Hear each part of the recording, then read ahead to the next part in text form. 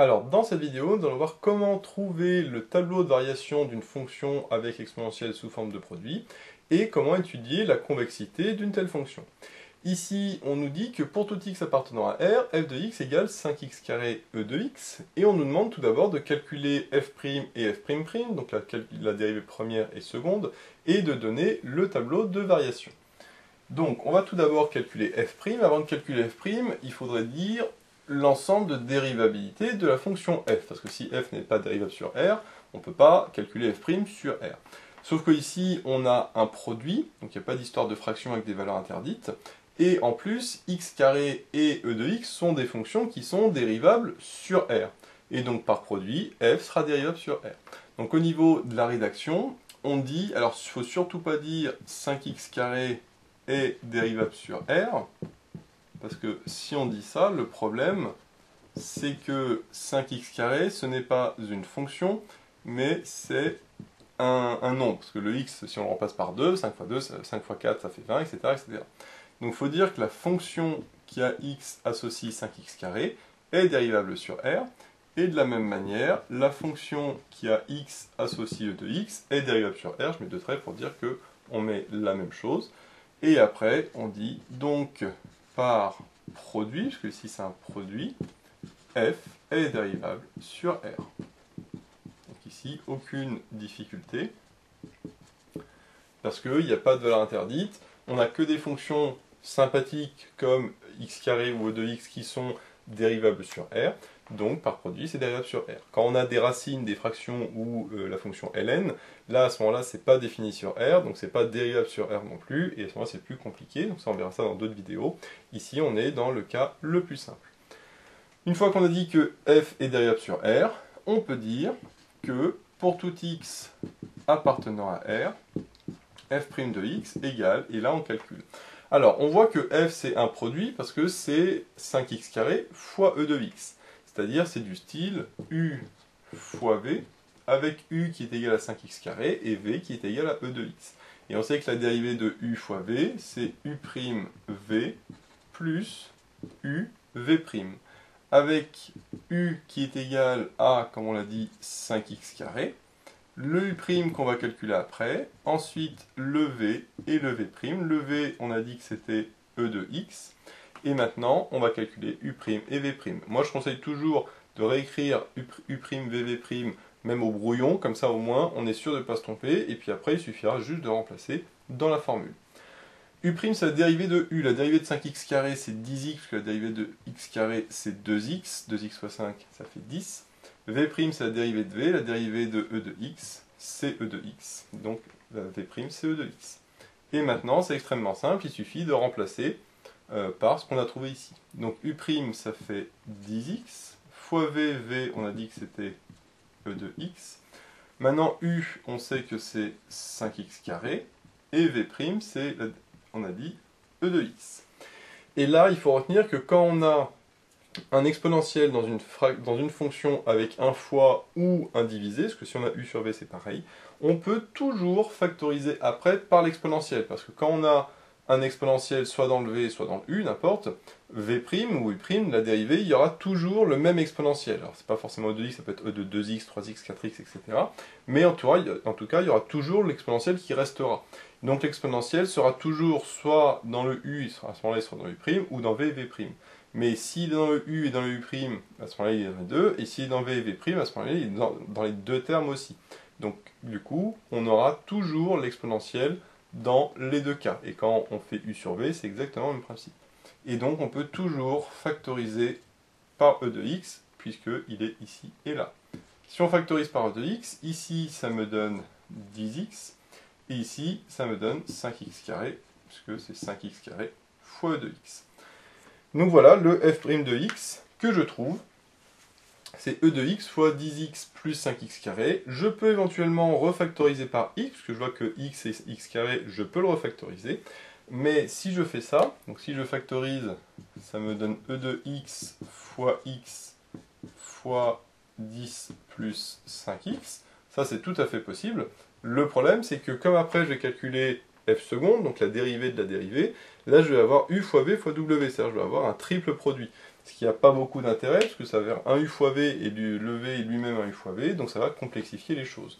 Donc là, exceptionnellement, pour calculer la dérivée seconde, je ne vais pas redévelopper plus, enfin refactoriser plus. Par contre, après, pour faire le tableau de variation, comme il faut factoriser au maximum le f', là je vais le refactoriser, mais pas pour dériver le f'.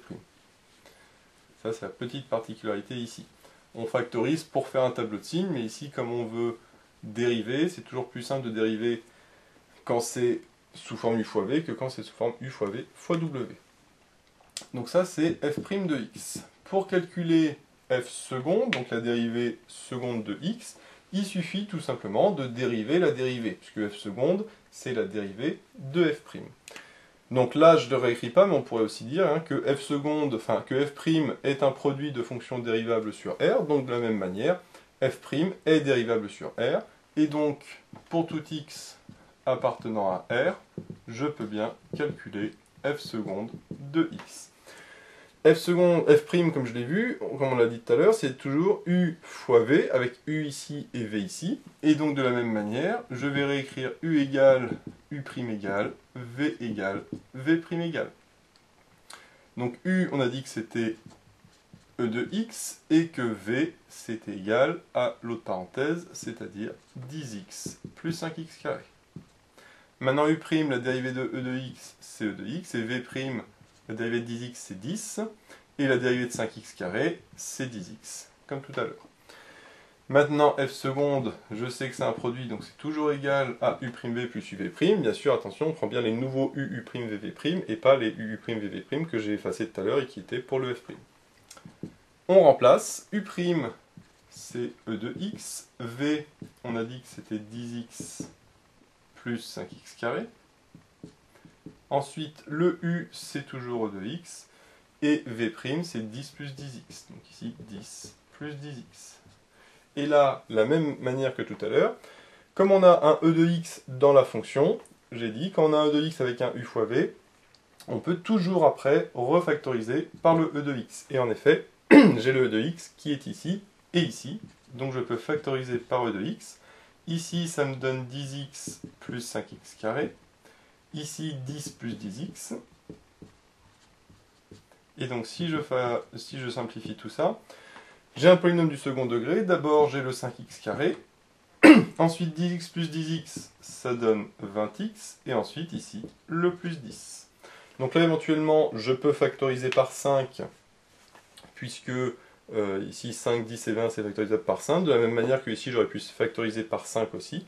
Donc ça, on le fera après, éventuellement. Pour l'instant, je laisse comme ça. Là, ça pose moins de soucis de factoriser par une constante, parce que cette constante ne dépend pas de x, et donc je peux la regrouper avec l'exponentielle. C'est pas aussi problématique que tout à l'heure. Donc voilà pour la première partie de calcul de f' et f seconde.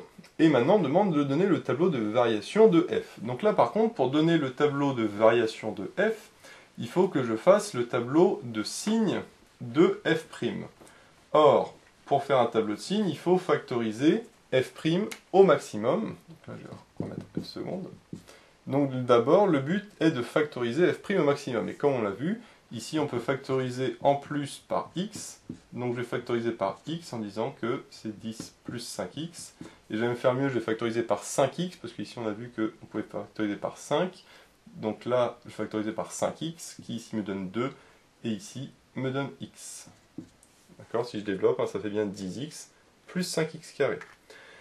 Une fois que j'ai fait ça, je peux faire le tableau de signes, puisque j'ai un produit de 3 termes, e de x, 5x et 2 plus x, et je sais faire le signe de chacun de ces termes. E de x est toujours positif, 5x, je sais faire son signe, c'est x plus b, et 2 plus x, c'est pareil, c'est x plus b, je sais faire son signe. Donc là, je mets d'abord le x, je mets moins l'infini, et jusqu'à plus l'infini, parce que je sais que c'est défini sur R. Par contre, attention, je ne mets pas plus l'infini tout de suite, puisque, a priori, je ne sais pas si ça va être proche ou loin, suivant le nombre de valeurs que j'ai là. Donc pour l'instant, je mets juste moins l'infini. Et ensuite, je mets les différentes valeurs ici sous le e de x, les différents termes, c'est-à-dire e de x, 5x et x plus 2. Ou 2 plus x, c'est pareil. Ensuite, j'aurai une ligne pour le total, à savoir f' de x. Et enfin, une ligne pour les variations de f qui est là. Donc je vais pouvoir maintenant effacer. Donc comme on le voit, la technique c'est toujours dans cet ordre-là. Je mets le x avec le moins l'infini, parce que ici on est sur R. Je mets d'abord les différents termes du produit que j'ai là pour f', et ensuite j'ai une ligne pour f' qui va être le total, et enfin une ligne pour f. Donc le f seconde, je vais le renoter en bas, comme ça on s'en servira tout à l'heure. F seconde, on a dit c'est e de x, facteur de 5x carré, plus 1x plus 10. Donc, maintenant qu'on a fait ça, il va falloir remplir notre tableau de variation. Et donc, il faut regarder d'abord qu'est-ce qu'on a comme type de terme. Ici, on a e de x, on sait que e de x, lui, c'est un cas particulier. E de x, il est toujours strictement positif. Donc, quelque chose de strictement positif, ce n'est jamais nul, parce que c'est strictement positif. Donc, il n'y aura pas de valeur ici qui annule le terme. Et en plus, c'est strictement positif, donc j'aurai des plus partout. Donc ça, c'est ce qui est le plus sympathique. Même si j'ai un moins dans l'exponentiel, par exemple l'exponentiel de moins x, l'exponentiel de moins 4x, moins 5x, etc., ce sera toujours strictement positif. Donc ça, c'est parfait. Maintenant, pour les deux autres, c'est des fonctions affines du style ax plus b. Et quand on a quelque chose du style ax plus b, je sais qu'il faut que je résolve quand c'est égal à 0. Et après, c'est le signe de a à droite du 0. Donc là, je résous 5x égale 0. 5x égale 0, ça me donne x égale 0. Donc j'aurai x égale 0 à placer ici. Et pour x plus 2 égale 0, ça me donne x égale moins 2. Donc j'aurai aussi moins 2 à placer dans le tableau. Et après, j'ai pas d'autres facteurs, donc ça c'est bon. Donc je viens de dire que j'ai deux valeurs à placer, le moins 2 et le 0. Bien sûr, on les calcule d'abord toutes avant de les placer, parce que si je dis tiens j'ai 0, donc je mets mon 0, et après j'ai moins 2. Bah oui, mais le moins 2 il est avant, donc du coup le 0 on ne le met pas tout de suite, mais on le met après. D'où l'intérêt de calculer d'abord toutes les valeurs, et après on les met dans l'ordre de la plus petite à la plus grande. Parce que si on a 6 valeurs, on ne sait pas a priori, tant qu'on ne les a pas toutes calculées, laquelle est la plus grande. Et après seulement je mets mon plus l'infini, suivant le nombre de valeurs que j'ai. Maintenant, sous les valeurs que j'ai mises, je tire des traits verticaux, attention, uniquement jusqu'au f'. D'accord. Si on veut, on peut même tirer un trait horizontal au niveau du f', puisque les traits verticaux ici ne sont que jusqu'au f', sauf les valeurs interdites, mais ça, on rajoutera éventuellement par la suite. Maintenant, je peux aussi mettre les zéros correspondants, parce que si je mets des traits verticaux, c'est parce que ça annule certains facteurs, et donc je mets 0 pour le facteur qui correspond. X égale 0, c'est pour le 5x, donc 5x, il est là, et le x égale moins 2, c'est pour le x plus 2, donc en moins 2x plus 2, je mets le 0 ici. Et maintenant, je vais pouvoir compléter avec les plus et les moins. E de x, on a dit que c'était strictement positif, donc c'est plus partout. 5x, c'est du style ax plus b, et quand c'est ax plus b, la règle c'est le signe de a à droite du 0, avec le a qui est le coefficient du x. X, son coefficient c'est 5, c'est positif, donc d'après la règle, c'est positif à droite du 0. À droite du 0, c'est le 0 qui est ici, donc à droite du 0, c'est positif, donc c'est plus. Et donc sous-entendu, de l'autre côté, c'est moins. De la même manière, pour x plus 2, le petit a vaut 1 est positif, donc à droite du 0, c'est positif, et à gauche, c'est négatif. Maintenant, pour f', j'ai deux choses à faire. Déjà, faire la règle des signes pour compléter les plus et les moins. Donc on va déjà faire ça. Plus, moins, moins, ça fait plus. Plus, moins, plus, ça fait moins. Et plus, ça fait plus. Et la deuxième étape, c'est toujours de compléter ici les traits verticaux. Les traits verticaux au niveau de f' ne peuvent jamais rester vides. Soit c'est une valeur qui n'est pas interdite, à ce moment-là je mets 0, et si c'est une valeur interdite, je mets double barre. Mais je ne peux pas laisser une valeur comme ça vide au niveau de f'. Donc, en moins 2 et en 0, ce ne sont pas des valeurs interdites, parce qu'on sait que f est défini sur cet intervalle. Ce n'est pas non plus des valeurs interdites pour f', puisque f', on a vu, est dérivable sur R. Donc, comme ce ne sont pas des valeurs interdites, je mets 0. Et comme ce ne sont pas des valeurs interdites, je ne continue pas ici les traits pour la ligne de f. Et pour compléter la ligne de f, c'est extrêmement simple. La règle, c'est la suivante. Quand f' est positif, f est croissante. Quand f' est négatif, f est décroissante. Donc là, f' est positive, donc f est croissante. Ici, f' est négatif, donc f est décroissante. Ici, f' est positif, donc f est croissante. Donc comme on le voit, c'est extrêmement simple. Plus je monte et moins je descends. plus je monte, moins je descends, plus je monte. Voilà. Là, il n'y a pas plus simple ici. Si on ne sait pas tromper au niveau du f', on ne se trompera pas au niveau du f pour les variations. Alors, c'est pas terminé parce que maintenant, il faut calculer les différentes valeurs qui sont ici. Là. Donc là, il y a deux possibilités. Soit c'est l'infini, moins l'infini plus l'infini, à ce moment-là, il faut calculer la limite. Par contre, si ce sont des valeurs comme moins 2 et 0, qui sont des valeurs justes où ça change de variation, à ce moment-là, il faut calculer l'image de f en moins 2 et en 0. Alors, si jamais, cas particulier, ce sont des valeurs interdites, à ce moment-là, il faut calculer limite, parce qu'en limite, on ne peut pas calculer la valeur, mais la limite. Mais à ce moment-là, ici, il n'y en a pas. On verra ça dans d'autres vidéos. Donc, on va d'abord faire le plus simple, à savoir en moins 2 et en 0. Donc, je calcule f de moins 2 et f de 0. Alors, attention à bien faire f et non pas f', parce que très souvent, les gens utilisent f', parce que c'est la dernière chose qu'ils ont calculée, qu'ils ont écrit sur leur cahier. Sauf que, ici, c'est la ligne de f, donc c'est f de moins 2 et f de 0 qu'il faut calculer. Sinon, si vous calculez f', de toute façon, vous tomberez toujours sur 0, puisque en f', pour les différentes valeurs, ici, ça vaut 0. Alors, f de moins 2, je vais aller vite, hein, je remplace le x par moins 2. Ici, moins 2 au carré, ça fait 4. 5 fois 4, ça fait 20. Le x vaut moins 2, donc ça fait 20 exponentielle de moins 2. Et là, surtout, je ne donne pas de valeur approchée, parce que si je mets une valeur approchée, enfin, ici, il ne faut pas que je mette de valeur approchée, mais la valeur exacte, c'est-à-dire 20 exponentielle de moins 2. Je peux éventuellement donner une valeur approchée ici, mais cette valeur approchée, je ne la mets pas là. Parce que dans le tableau, il faut vraiment mettre la valeur exacte de l'image, c'est-à-dire 20 exponentielle de moins 2. Et pour l'autre, c'est f de 0. Bah, 5 fois 0, ça fait 0. 0 fois 0, ça fait 0. Donc j'ai f de 0 égale 0. Donc ici, ça me donne 0. Et là, je peux vérifier que c'est bien logique. 20 exponentielle de moins 2, je sais que c'est positif, parce que exponentielle de moins 2, c'est strictement positif. I0, eh bien, c'est bien logique, puisque je passe d'un truc strictement positif à 0. Par contre, si je passe de moins 4 et que je descends à 0, ça, c'est pas du tout logique, puisque je ne peux pas partir de quelque chose et descendre vers quelque chose de plus grand.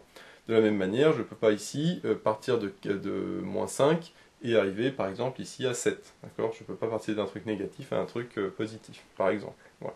Même principe, hein. Si ici je pars de 30, par exemple 100, je ne peux pas partir de 100 et monter jusqu'à 20 exponentielle de moins 2, parce que 20 exponentielle de moins 2, c'est plus petit que 100, donc je ne peux pas aller de 100 à quelque chose de plus petit en montant.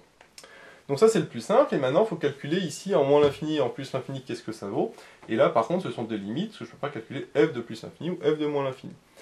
En plus l'infini, c'est facile, puisque plus l'infini au carré, ça fait plus l'infini, fois 5, ça fait plus l'infini, exponentielle de plus l'infini, ça fait plus l'infini, par produit, ça fait plus l'infini.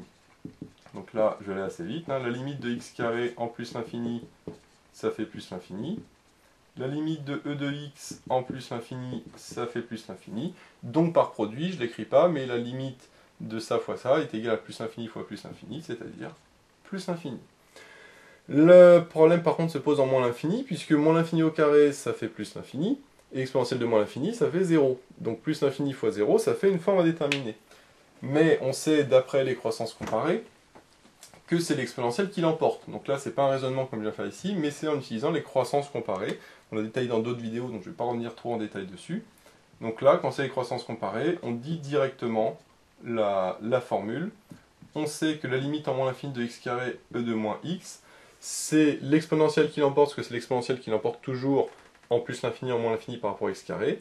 L'exponentielle en moins l'infini, ça tend vers 0. Donc comme c'est l'exponentielle qui l'emporte, eh bien ça fait 0. Par contre, il faut bien dire par croissance comparée. Absolument justifié, parce que sinon c'est une forme déterminée. Donc par croissance comparée. Donc ici, la limite vaut 0. Et là, pareil, je vérifie que c'est bien cohérent. Je pars de 0, je monte à quelque chose de strictement positif, c'est cohérent. Je redescends à 0, c'est cohérent. Et je monte à plus l'infini, c'est tout à fait cohérent également. Ce qui ne serait pas cohérent, c'est d'avoir par exemple ici moins l'infini. Je ne peux pas partir de 0 et monter à moins l'infini. C'est pas possible. Pareil, je ne peux pas avoir ici par exemple plus l'infini. Ici, c'est pas du tout cohérent de partir de plus l'infini et de monter à 20 exponentielle de moins 2. C'est pas du tout cohérent. Donc toujours vérifier la cohérence des résultats par rapport aux différentes limites et valeurs que l'on a calculées. Donc voilà comment faire le tableau de variation, tout simplement, d'une fonction. Donc là, c'est le cas simple dans le cas où, parce qu'on a un produit. Donc là, on fait la fonction du produit, il n'y a pas de valeur interdite ou autre. Par contre, quand on a des fractions, éventuellement des valeurs interdites, ça on verra ça dans d'autres vidéos. La deuxième question, c'est d'étudier la convexité de f. Alors pour étudier la convexité de f, cette fois-ci, on va se baser sur f'', la f seconde. la règle est très simple, si f seconde est positif, f est convexe, si f seconde est négative, f est concave. C'est-à-dire que tout va se baser sur le signe de f seconde. Donc comme tout va se faire sur le signe de f seconde, on va tout simplement faire le tableau de signes de f seconde. Donc on va d'abord réécrire f seconde, mais je vais le factoriser par 5, parce qu'on a vu qu'on pouvait tout factoriser par 5. Si je le factorise par 5, ça fait 5 de x, facteur de x carré, plus 4x, plus 2. Puisque ça, si je développe, 5 fois 4, 20, et 5 fois 2, ça fait bien 10. Donc on voit que tout est basé sur le signe de x carré plus 4x plus 2, puisque 5 de x est strictement positif. Donc si je fais le tableau de signes de f seconde, donc ici x de moins l'infini à plus l'infini, le 5 de x va être strictement positif, donc lui ne va rien changer. Donc tout va se faire sur le signe de x carré plus 4x plus 2.